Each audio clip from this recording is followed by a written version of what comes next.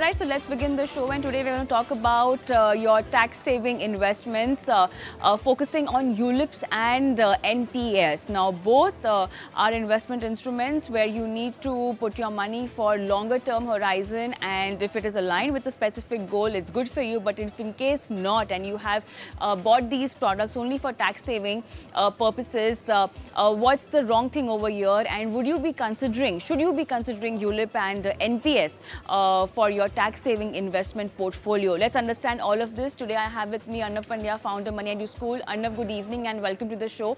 Let's understand the tax benefits that one gets as per ULIPs and NPS.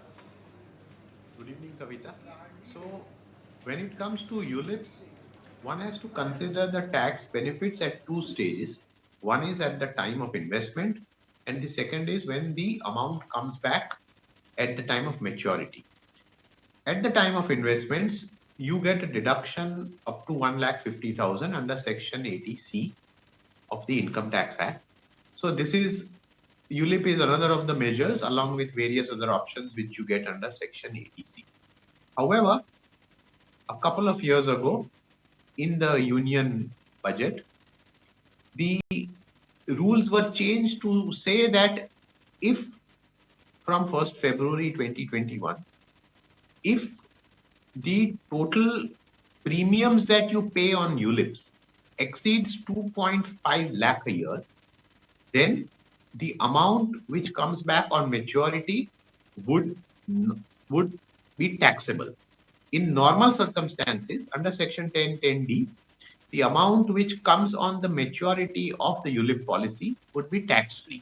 So, if now you are taking a new policy and the premiums of either one, or if you have more than one policy and the premiums of these together exceed 2.5 lakh, then the amount would become taxable on maturity. So these are the provisions related to ULIPs on the tax front. Now, if we go to the National Pension System, which is the NPS, there also we need to consider the tax benefits at the time of investment and at the time of maturity. So at the time of investments, rupees 1.5 lakh you can get as a reduction under Section 80CCD1, and this is clubbed along with the Section 80C benefit, so that the 1.5 lakh is the basic amount to which you can go to, but the benefit of the NPS is that under Section 80CCD1B, you get an additional 50,000 of deduction also. So, if you have the deduction is available only for investments in Tier 1 account. So, there is no benefit for investing in the Tier 2 account, which is like a savings account wherein you can invest and take out money anytime from the NPS.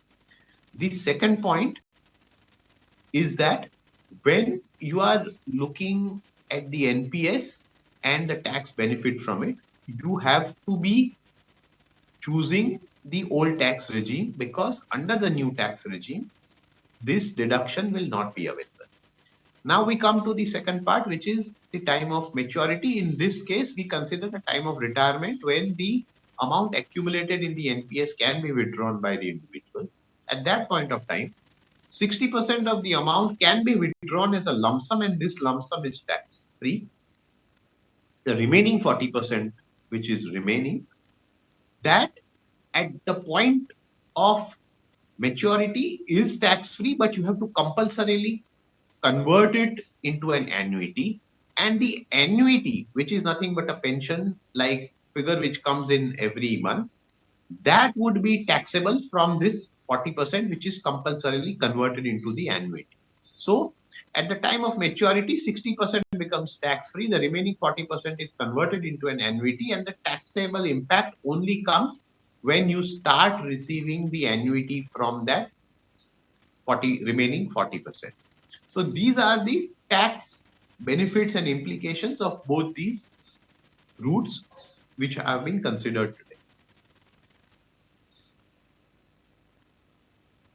Pankaj, so let's go ahead, and also now since you've explained the tax structure in a very elaborate way. I really want to understand how can one make the best use of these investment instruments given the tax benefits that they get. What kind of financial goals one should be lining up in order to have these financial portfolios in their portfolio, these instruments in their portfolio, and if one has to avoid, what should be the criteria to avoid these investment instruments? So, see, both these instruments come with a host of additional factors. One is your need. For example, the NPS is specifically a retirement product. So, it is constructed exactly for a person who wants to save for retirement and would then like a regular income from that amount after retirement. So, your goal has to be very clear when you choose the NPS, which has to be retirement only. Now, there are several other factors which come into play here. Like, for example, the NPS in the tier one account, you cannot withdraw the money till you are 60. So, it has a very large lock in period. And hence, I mean, it is created that way so that people don't take out the money. Otherwise, the corpus diminishes at the time of retirement. So the point to be considered here is that if you want to use an instrument for retirement, NPS is the way to go. You will get tax benefits along.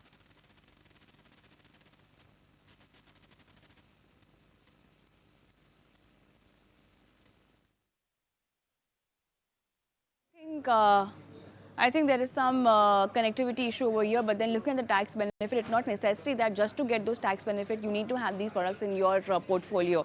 So, Arnav, there was a connection issue, but then yeah, you can continue explaining.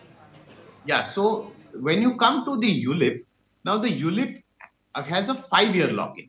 So that is a shorter lock-in as compared to the NPS. But a ULIP has another angle involved in that, which is that there is also a part which goes towards the premium for the life insurance, and hence this part goes away and the remaining amount is invested. So a ULIP will be suitable for someone who is able to stay invested for a longer period of time.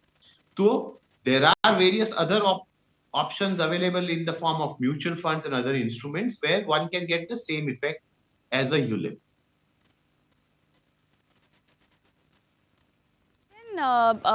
Talking about NPS, now a lot of people want to enter this product with the sole aim of having a retirement corpus. But talking about the tax benefit, the goal definitely is important, but then just for tax benefit, if one wants to have NPS in their portfolio, would that be a good call?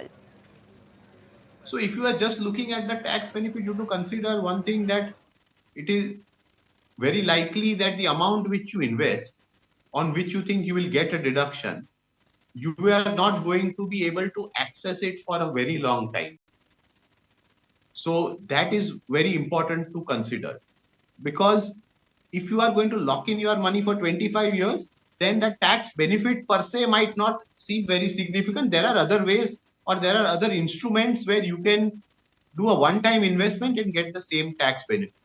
See, when it comes to the ULIP, you also have to consider another angle there, which is that chances are that this is going to be a recurring cash flow for you. So people who just look at a ULIP as a tax saving avenue, especially in the last few weeks of the month, for them, they need to consider the liability that they are also building up, because you will need to pay the same amount of premium for a long period of time as per the policy conditions. So it's not a one-time payment. Your liability is more because you have to pay the same premium every year. There is a 5-year lock-in, and only after that will you be able to access part of the fund. Similarly, I mean, in the NPS, you have the flexibility of changing the investment every year, but the lock-in is longer. So you need to consider these facts along with the fact that you are going to get the tax benefit, but the analysis should also show whether the cost that you are paying in various other terms is worth the tax benefit which you are trying to get. Otherwise, you can always use some other option to get the same tax benefit where the cost is not so high in terms of either a liquidity lock or a lock-in, or the money not being accessible for a certain period of time. Now, just to wind up the discussion, as a product, the cost structure is high for ULIP or for NPS, because if you're investing in these kind of investment products, it's very important for you to know that what kind of cost structure the product has. And also, not only that, you might just want to look at the returns also, and also the usability of having these products in your portfolio. But how complex is the cost structure for NPS and for ULIPs? So if you look at the NPS, the cost will go into decimals. So it's obviously the low cost option which is available. Even when you compare the cost of managing funds in the NPS as compared to a mutual fund, the cost in the NPS is far, far lower. So that is a low cost option. The ULIPs, as compared to their previous avatars, they are lower in cost, but still their cost is, you will see a cost element which is obviously higher than the NPS as far as the ULIPs are concerned, because you have various kinds of costs coming in at different points of time. The other and final point is also that when you are looking at these cost element, when you look at the returns, the NPS has been able to deliver good returns, and so have various kinds of ULIPs, because of the fact that the equity markets are doing well. So within the NPS, if you look at the management of the equity part of the portfolio, which is the E part, uh, you will see that the most of the fund managers have beaten their benchmarks in the past few years. And if you look at the last 10, 12 years, the NPS returns are on a blended basis. When you consider a mixture of all the three asset classes within that, it's above 9%. Similarly, within the ULIP portfolio, you will find that those ULIPs which have an exposure to the equity markets, they are doing well. And so you'll see an increase in value. But you also have to consider the fact that these are long-term products. And today, while the values might look slightly higher, they could revert to the mean over a period of time. And that is also a crucial aspect to consider. All right, I think that will be all. And tax saving instruments, if one really wants to decide, it's better that if you are someone who has opted the old tax slab or the old tax system, ULIP and NPS is something that you can opt for, but then make sure that you have lined it up in your portfolio in terms of your goals and also the kind of tax benefit that you want to achieve. Thank you so much, Arnav, for being on the show today.